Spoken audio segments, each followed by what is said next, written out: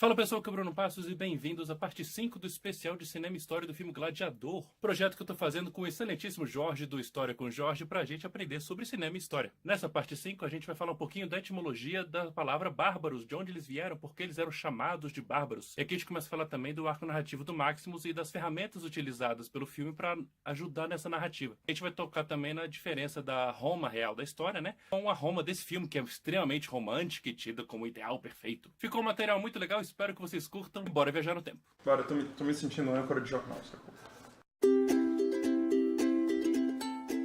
O Marco Aurélio, no começo do filme, quando termina a batalha do começo do filme, que é o que faltava pra conquistar os bárbaros.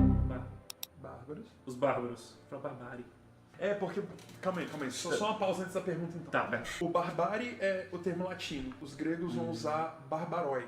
O que é isso? Os gregos... O termo bárbaro, na verdade, vem da Grécia. Os gregos falavam assim: todos aqueles que não pertencem à Hélade, ou seja, que não têm o mesmo ethos que nós, não rezam para o mesmo conjunto de deuses, não têm a mesma religião, língua, costumes, etc., são os bárbaros. Aqueles do lado de lá, fora da civilização. E por que são bárbaros? Porque a onomatopeia que os gregos usavam para descrever o idioma alheio era barbar. Então são aqueles que são cheios de a etimologia é muito massa quando que vai pro nosso blá blá blá. Então bárbaros acaba ganhando essa conotação negativa de são os selvagens, os não civilizados. E pra eles eram, né? Sim, na visão dos gregos sim. E como eu falei, Roma tem uma influência, era a Magna Grécia, né? Era a colônia grega antes, então tem uma influência gigantesca lá. Daí os romanos vão olhar pra visigodos, ostrogodos, gauleses e por aí vai e vão chamar todo mundo de bárbaro. Porque não são os... Como diria o Wayne, they were not worth it. We're not worthy! We're not worthy!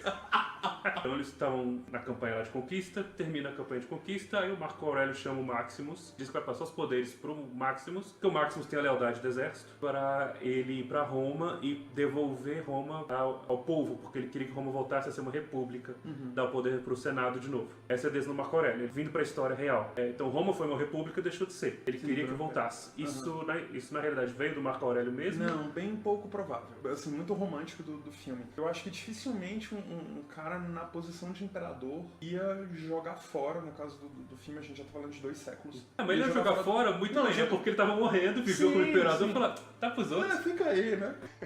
Eu acho difícil, assim, o cara desmontar, velho, uma estrutura social de poder que já tá lá faz literalmente 200 anos. Mas teve essa Mas volta eu não me república? lembro, não teve. Depois que virou Império, acabou. Vira Império em 27, continua sendo Império até 476. Então essa road filme é bem romântica. Quando vem mesmo. os visigodos e Creu Creu. acabam com o negócio, aí começa a Idade Média, aquilo tudo. Massa. E Cômodos existiu, mas ele era como ele é no filme, porque no filme ele mata o pai, que a gente já discutiu aqui, que não foi daquele jeito. E no filme ele vira imperador e ele tem muita visão ditatorial, quem quer mandar é ele do seu senado. No começo do filme, logo, ele tem uma reunião com a irmã, logo no começo, depois que ele vira imperador, e ele fala que por ele não tinha senado. In a republic, the Senate has the power. Porque na verdade ele não quer ter que debater com alguém. Um cara ele não mimado. quer dividir o poder com ninguém.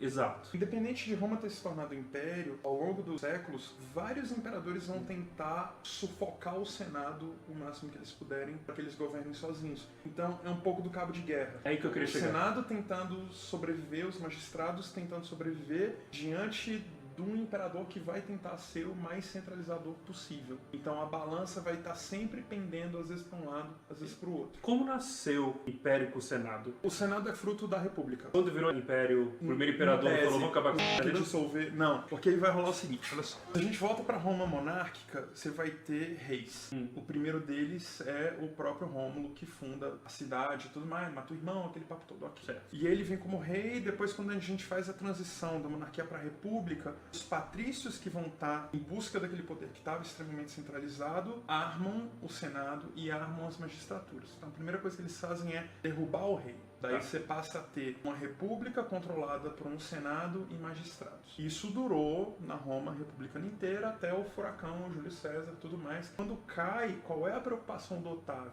Embora eu possa acumular poder, embora eu seja muito bom de serviço, o império é grande demais, as minhas atribuições são grandes demais para que eu controle isso aqui tudo sozinho. Então, para ele é interessante manter o Senado vivo desde que o Senado esteja sob controle.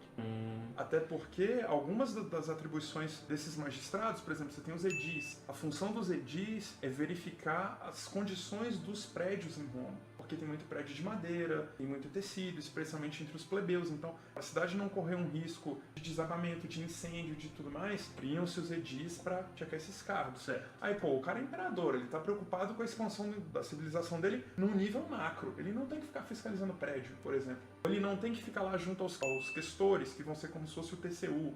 Sacou? São os caras que vão ver as contas públicas, tá? Então, ele tem que deixar determinadas coisas da administração mais mecânicas pra lá. Tem que dar um passo pra, sabe, tirar o zoom, assim, e falar assim, bom, no nível macro, o que é que eu tenho que fazer?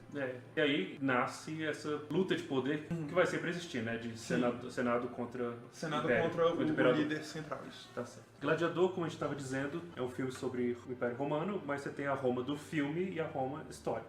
A Roma do filme é romântica, é tida como o ideal perfeito de como as coisas deveriam ser, mas pode ser um pouco maniqueísta aqui em algumas coisas, de que se Roma funcionar do jeito que o Marco Aurélio quer, fica tudo perfeito. E a gente sabe que a vida nunca foi assim. Todo mundo, como você falou, todo mundo quer poder pra si mesmo. Inclusive eu lembro, quando eu estava na quinta série, eu não lembro a pergunta na prova de história, mas eu lembro que eu tinha uma pergunta lá, eu li a pergunta, que porra é essa? Eu respondi, porque queria mais poder. Oi, tem Foi. a prova, moleque. Garoto. Então, gente, história do mundo. Quem tem poder quer mais. Se você partir desse princípio, você vai acertar muita coisa. Segunda oportunidade pra gente botar o Marx, Bob Esponja. A luta de classes é o motor da história, etc. Todos querem poder, etc, etc. O filme conta a história do General Maximus. A história se foca nele, ele não existiu, mas ele permeia por vários momentos do Império Romano, que gerou várias das coisas que a gente já falou aqui e outras que nós ainda falaremos. Eu acho que o filme tem um personagem, um arco de personagem fabuloso aqui. Quem conhece Jornada do Herói, esse filme é check. É muito bem montadinho. Check. E eu sou, por falta de expressão em português, I'm a sucker por isso, Jornada do Herói. Adoro jornada de superação, de terminar diferente como você Velho, é igual o Compro filme todos. quando os nazistas se dão mal, sacou? Os nazistas estão lá se ferrando, Bastardos você tá do lado de Inglórios, cá cara. torcendo, sacou? maldito, é a mesma coisa. Se você viu Bastardos Inglórios, você sabe que o Hitler não morreu daquele jeito, mas no fundo você ficou. Eu sei que você ficou.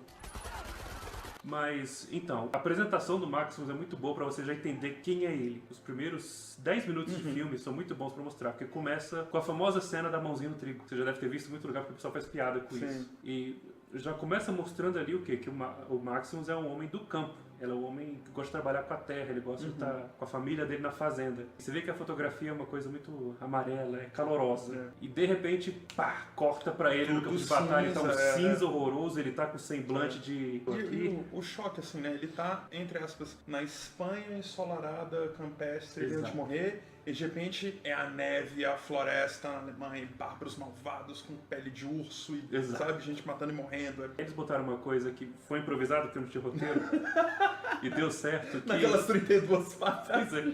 Cara, eu fiquei muito chocado descobrindo a história. Mas o Maximus tá com a cara fechada, ele olha um passarinho, aí de novo, a coisa mais natural, mais do mundo, ele dá um sorriso, o passarinho sai voando. E ele dá um sorriso, tipo, ele pode ir embora daqui. Eu não. Na hora que ele baixa o olho e vê onde ele tá, ele fecha o semblante de novo. E a trilha sonora nessa hora é fúnebre. Tô aqui mesmo. Mas aí também mostrando que é o Maximus. Assim que ele, tô aqui, mas bora fazer o que tem que ser feito. A trilha muda pra uma coisa de começar a ação, de bora fazer o que tem que ser feito.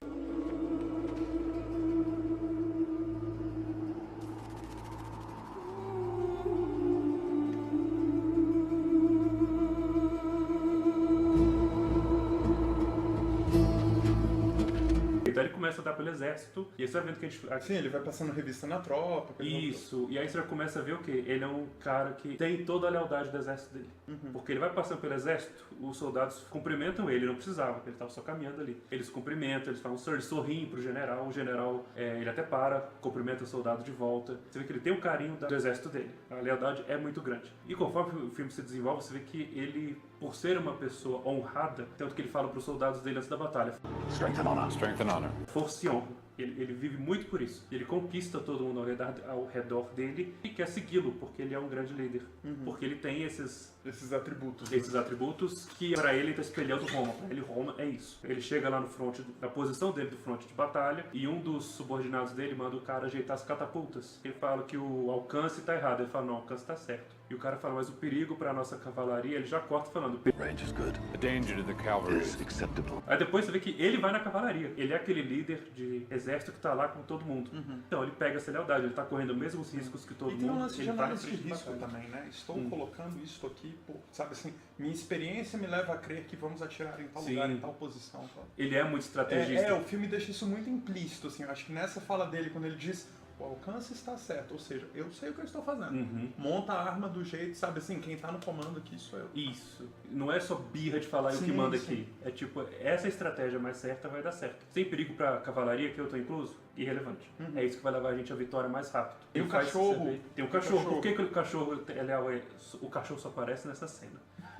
Então, tipo, você fica, o cachorro vai... Não, é só nessa cena, mas ele tem uma conexão com o natural. Tanto É a que... construção do personagem, né? Pois é. E o que ele faz antes da batalha, que ele permeia pro resto do filme? Ele sempre pega um punhado de terra, esfrega na mão, dá uma cheirada. É o momento que ele vai fazer o que tem que ser feito, porque é o trabalho dele, e ele é muito correto, então ele faz o trabalho dele mesmo que ele não goste, mas ele se conecta com a terra de novo. É o ritual pré-batalha. Né? Eu acho que nessa hora ele tá pensando, é por Roma, é pela minha família, é por isso que eu tô fazendo isso. E aí ele vai fazer o que tem que ser feito. Isso monta um personagem muito bom. No final da batalha, quando ele vai entrar na tenda que tá o imperador, os senadores, alta sociedade, ele passa pelo hospital, digamos assim, que tá todo mundo ferido, sendo cuidado. Você vê que ele tá triste naquela cena. Ele não gosta de ver os soldados dele machucados, ele sabe que é necessário, porque é batalha, mas ele não gosta daquilo. Tanto que depois ele fala com o Marco Aurélio, ele fala 5,000 of my men are out there in the freezing mud. 3,000 of them are bloodied and cleaved. 2,000 will never leave this place. I will not believe that they fought and died for nothing. And what would you believe? They fought for you and for Rome.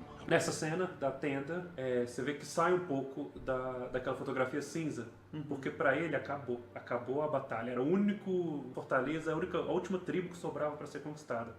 Ele até fala no discurso de batalha para os soldados dele, ele fala, daqui 3 semanas eu vou estar pegando minha colheita. Então ele estando mais calmo, a fotografia volta para essa coisa mais amarela, mais calorosa, que deixa ele mais à E vontade. se eu não me engano, essa da enfermaria é meio vermelha. Inclusive os próprios panos, Sim, tudo bem são vermelho. vermelhos. Já que você falou do vermelho, isso volta lá na frente quando ele vai ser escravo / gladiador na África. Primeiro que a terra do local é bem mais avermelhada, mas quando eles vão andar para entrar na primeira arena de batalha lá, tem pano vermelho pendurado, eles são pintados de vermelho, e é o primeiro contato com a arena. Aqui é vida e morte, aqui é sangue, aqui tá tudo pagando para ver Blood, Guts and Gore. Pessoal, essa foi a nossa parte 5 do especial de Cinema e História do filme Gladiador. Muito obrigado por assistirem até aqui. Outras partes ainda virão, tem muita coisa ainda pra gente editar. Então deixem de se inscrever nos nossos canais aqui do lado e de conferir vídeo de nós dois aqui do lado também. Dá um feedback pra gente do que vocês estão achando desses vídeos. Novamente, muito obrigado pela audiência e até a próxima.